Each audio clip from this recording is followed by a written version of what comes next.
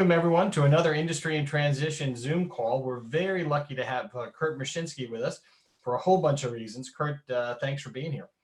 Tony, thanks for having me. Well, a couple of things. I want to kind of sort of get up to speed on the crazy year we had last year, how your firm is adapting to it, kind of a little bit of what you see coming in the future. Sure. Well, I think since the onset of the global pandemic going now, maybe just a little over a year ago, that was clearly a change for all of us that none of us have seen in life, let alone in business. And, a heightened degree of volatility as well as uncertainty for a good part. But I think we all were blessed, at least in our industry, with a very strong V recovery in the markets to maybe alleviate some of the uncertainty around business. For all of us in the wealth management business, I think any of us would be hard pressed not to count our blessings. We've been one of few industries to be really affected negatively when so many companies, businesses, and unfortunately people have been very adversely affected, both in loss of income or jobs or even bankruptcy. It's remarkable, and it is, really speaks to the resiliency of advisors. That these are folks that are adaptable. They built their businesses from scratch, and I think it also speaks to the strong relationships they have with their clients. Because I'm sure you were acting like a psychologist for your event, but also so are all of your advisors, right? For their clients, it's a tough time. Yeah, without question. And the resiliency of not just the financial advisors, but the community of financial advisors that no one had proclaimed to know all about how to address these things. So great strength of unity in our industry of even financial advisors across firms and across business models, really joining with each other to hear, what are you doing? What are you seeing? How's it working? And it showed a great deal of camaraderie within our industry, which often you don't see. You often see it just being a very sharp elbowed competitive industry, but one where unity, presented a good, strong face. We use a lot of new technology, or technology that was there, but we didn't adapt it as an industry. You know what I mean? We still doing everything on the handshake, sort of a horse and buggy type of operation. Sure. What did you guys see, and how did you adapt to sort of the Zoom stuff and were you guys prepared for that?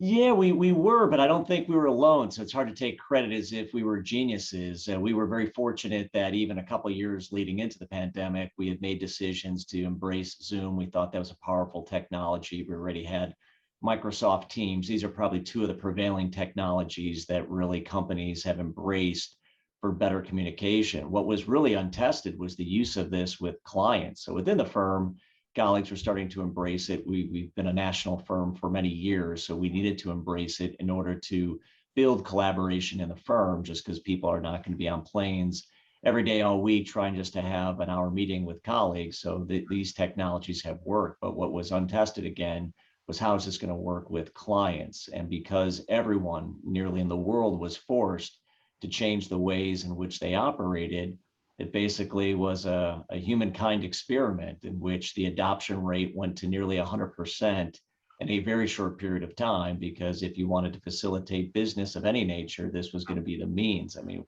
what we've all seen now, even in telemedicine, where the thought of taking a phone and putting it under your armpit and say, what is that, doctor? And him rendering a result. And now it's, hey, that was easy. That beats taking 2 hours to go to a doctor's office and sit and wait and get called. And in our industry, I think we've seen the benefit of that. And it's been incredible to engage with clients in ways we didn't before. Where we're having a meeting, they're on their couch drinking glasses of wine, and we're covering their wealth management issues. That's pretty cool. I guess, it's also opens up opportunity, obviously challenges too, but from a business perspective, the role of real estate going forward. I mean, I think it's all over the industry. People are saying, well, what's next? And what are you seeing and what are you thinking about sort of the new real estate paradox? Yeah, well, I think this form of virtual communication is here to stay. We don't believe it's going to permanently or, irrevocably replace, interacting in person, but we think it will change the cadence. A lot of first meetings we believe will likely be conducted virtually. It's very efficient for time. As a firm, our clients tend to be on average active wealth creators. They're corporate executives, they're middle market business owners, they're entrepreneurs. Time is their most precious asset. And anything you could do to have more frequent but shorter communications that really hit at the heart of what they want is appealing. So what does that lead us? It leads us to saying, hey, we're likely to be a much more mobile organization, but we also have the element of wanting to develop young professionals. We want to continue to promote collegiality in the firm, and we think some of that still needs to be through a You can't physical. do it. You Yeah, can't do can't that. do You it. can't do it. You can't. And I have two kids that are doing well. They're in their 20s, mid 20s, but I know that they're missing out on the just lunches with other executives, Sure. trying to figure out the lay of the land. I mean, kind of easy for you and I. We kind of know what's going on, but more or less. But I think it's harder, harder for them. So what challenges do you think this brings up for 21 going forward? I mean, look, we're seeing the end of the. I mean, I feel we are, right? We have the vaccinations coming. Summer is going to be a different story than last summer. What are you seeing as some of the challenges and some of the opportunities? Yeah, well, as you just referenced, increasingly colleagues are getting vaccinated, and we operate in 12 locations across the country, and colleagues live in well over a dozen states. Many of the states have now opened up vaccinations to basically everyone, older than 16 or 18 years old. So a lot of even of our young professionals in their 20s and 30s are already getting vaccinations. So we would anticipate here in the next 2 to 3 months, that the vast majority of colleagues will be vaccinated. And that leads to the question of how do we then reemerge into the workforce? So increasingly our offices are starting to have higher occupancy. So we've never officially closed any of our offices, followed all the appropriate protocols of our local jurisdiction, of the buildings we're in with all the right communications, but they were, very sparsely populated. Now that's changing increasingly every day. A few more colleagues showing up, getting comfortable. We just conducted a recent survey with all of our colleagues, and I'll share some of those results with you. Sure. 25%, responded would like to work remotely 100% of the time. Another 25% responded, hey, 1 to 2 days in the office, and then the flexibility for mobility. And 50% responded would definitely like to work in the office 3 or more days. So I don't think our results are probably materially different than a lot of different companies. You're going to get all spectrums, but it is changing our thinking around real estate footprint. We currently occupy over 100,000 square feet throughout the country, most of our locations in the high rent metropolitan districts of New York and San Francisco and Chicago and Southern California. These are expensive places to operate. So it's pushing us in a good way to think about what is that ideal future, office space prototype. And we're socializing a number of different ideas, including hoteling. The thought of having beautiful client space for welcoming clients, prospective clients, but behind, the space, if you will, it's a different footprint, not maybe the traditional several hundred square feet offices or big, elaborate workstations. Maybe that footprint is a little tighter, even a little more collaborative. There was a movement. Yeah. Sales, this kind of thing. That's yeah. And that was the movement even 10 years ago to that sales kind of, what I call Wall Street trading model environment where people feed off the energy and they like to be able to see eyesight of a colleague and ask a question. So we're not only, I think there are other challenges here other than, COVID. I mean, we're seeing it now take place in DC, and you might be uniquely positioned as far as CEOs go of a $30 billion, RIA, but you have a tax background too. And right now there's an awful lot of chatter and talk about, what's going to happen next. And I guess I'm wondering, what do you got, what do you think is going to happen? Sure. And then we'll talk a little bit about, what you guys are doing, to sort of prep your clients and your advisors about. Yeah, so right now we are in the midst of our heavy part of our tax season. So tax planning and preparation is a core aspect of what we do, working with our high and ultra high net worth clientele. We had a little relief here recently by the IRS extending the filing date from April 15th to May 17th. But I'd say more importantly is what we've seen as the trend. So coming out of 2020, we see elevated levels of realization of capital gains. Some of that was repositioning investment portfolios, rebalancing investment portfolios. So you're just simply realizing more gains and losses. And if you do a good job, you could offset those gains with some losses. But beyond that, our active wealth creators, our corporate executives, were much more active last year in exercising vested options and selling vested, stock for a number of different reasons. And our middle market business owner clients were much more active in selling a minority and majority stake in their company because valuations have been strong in many different industries. There's been a lot of money in private equity and other What realms. are you hearing or taking a position sort of on where this thing might be coming, like stepped up cost basis, some of the more radical, thoughts on the tax? Yeah, that's where I was. Yeah, that's where I was leading into this. So all of this, as our clients and just high net worth people throughout the country start to get that view of what that tax liability, total tax liability bill is going to be for 2020. Some already have a preview of that with tax projections. It immediately shifts now into tax planning. So President Biden was very clear in his campaigning about where he thought, economic resources could come from, and there's definitely was targeted at companies and wealthy individuals. So out of the gate, there was indications that the ordinary tax rate would be bumped up from say 37 to 39. Capital gains tax rate get bumped up for high earners.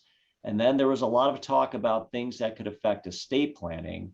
And at the time, a lot more speculation. Unfortunately, just a couple of weeks ago on March 25th, an act was actually delivered to Congress to react to. And this wasn't an act that was drafted at a high level. It was drafted at a detailed level of what specific provisions would change. And there's meaningful, changes to this proposed act. That's everything from the estate, and gift exemption dropping from 11.7 million currently and, nearly 23 million, at a couple level. And that's dropping down to 3.5 million for estate and only 1 million for the gift tax. These are meaningful changes to how everyone's been conducting estate planning with clients that are very wealthy. But in addition to that, changing the rates from a 40%.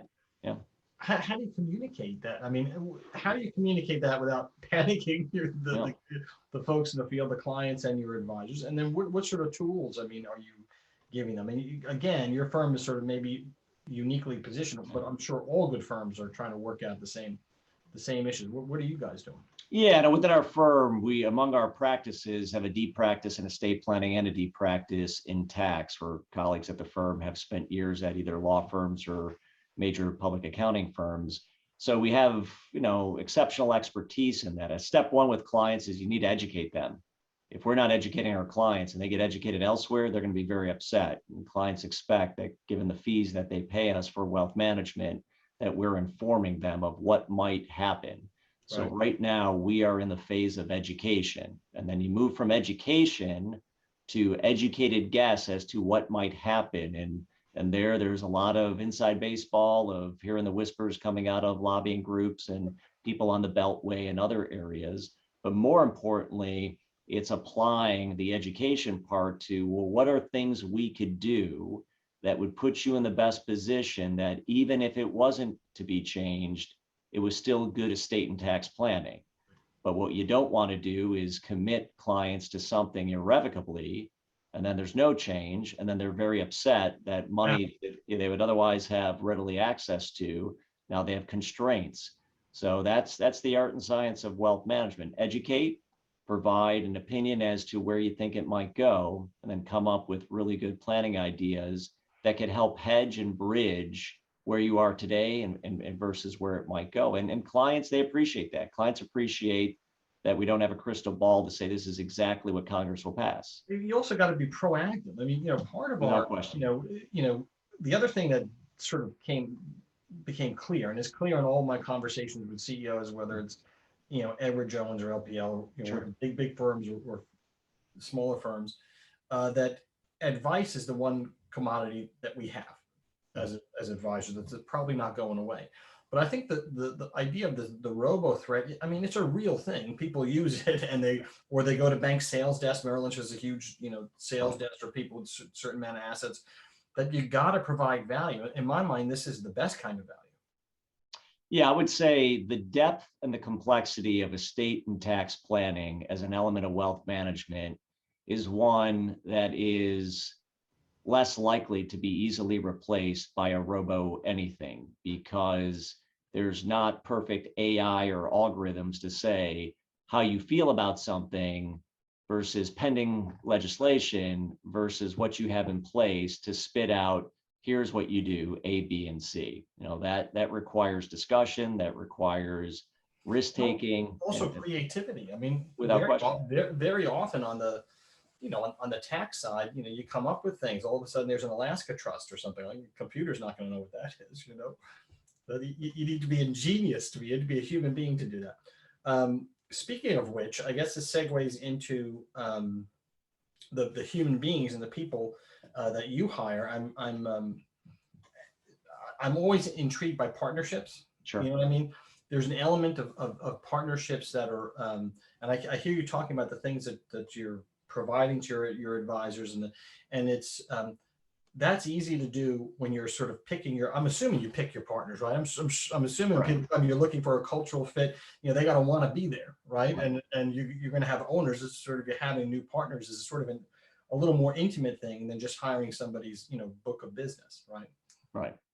And I'm thinking that by knowing that and providing all this stuff, it almost feels a little bit like Back to the Future for me, because Wall Street used to be partnerships. It's a throwback model. It's a throwback model that is widely employed by the professional services firms, be it the management consulting, law, and accounting firms. But in wealth management, it was the model, 6, 7, 8 decades ago, and that model went away. I think Glass-Steagall being repealed kind of changed the landscape of saying, hey, might these partnerships better be under some global supermarket professional, financial services firms. And then what I think you're seeing is the reemergence. I think what led up to the financial recession and post the financial recession, we saw the emergence of a few different business models.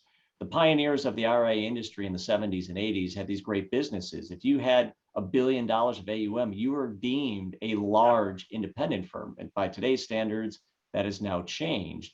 But as they were getting to the end of their great journey, they didn't have a perfect solution of, now what do I do with this business? And what you saw probably 15 years ago was the emergence of a business model to provide financial sponsorship, to provide that succession planning. And a few business models emerged from that. And then separately from that, you saw the emergence of the scaled RIA, often referenced as the consolidator or aggregator, but basically acting like a larger financial services company that really is operating as enterprise.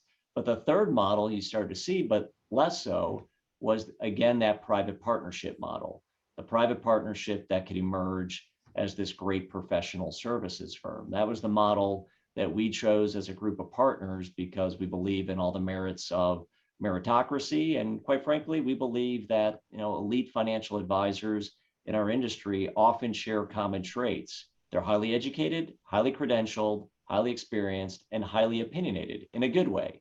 And therefore, they tend to like to work with others who have similar traits to push each other for building something. Run a firm when everyone's pulling on the oars at the same time. You know what I mean? I know it feels better as the boss, right? Where you feel like these are my partners, and there's an equality. You don't have to. There's less wastefulness, things like that. When you're doing it for your own firm, you feel like this is for me too. Yeah, to be honest, I don't feel like I'm the boss of anyone. I feel as if I was voted team captain. Right. When you build a great partnership, you're building something together. You're a group of business partners, and we think that way.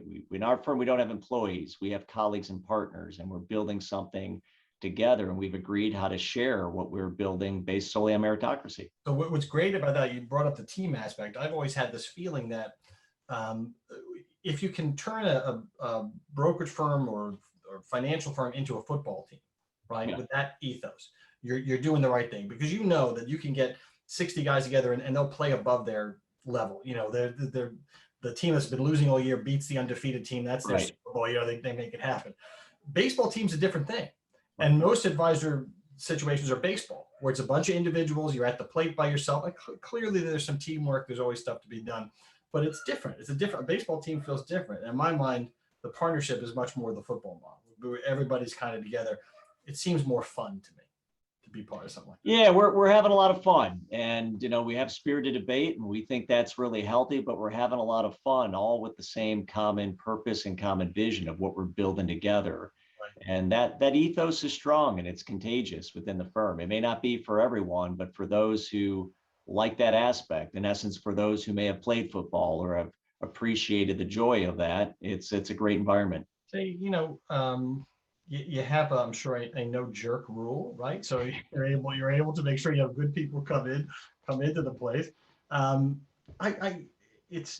I want to talk a little bit about, advisors, obviously, those that are watching are looking, they're thinking about changing firms or trying to find a place to go to. And the idea of partnership is really appealing, right? On so many levels, it just feels great, to think about it.